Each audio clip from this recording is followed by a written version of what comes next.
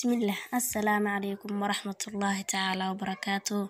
Magacaygu waa Xamdi Jaamac Ibraahin. Halkan waxaan idinka soo jeedin doonaa maaso ku saabsan coronavirus. Waxaanay ku bilaabmaysaa sidatan.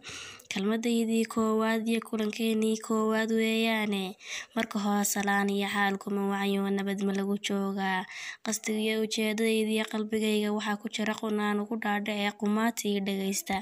qaaradaha adduunka qaylaa ka baxay soo qaadar baynu ka magan galaynaaye corona la sheegayaa kurbiyo kuraylaan jirin buu kownkay ku sababay kunkii ka qora ku kadmi jiray ma jiraan oo qof iyo kaliibaa la socdaa adduunyaduna sideedaba dhacdo cusub ma weydo caabuqani waa cibaariyo calaamo lagu ciribtiraayo gaalada caadi low allahayow koronaha kadeedka karti iyo awood aday korkaaga ahaatee kurbadiisa naga hayo ilaahow naga kaxee آمين. انت سيكو اكتاي منصدي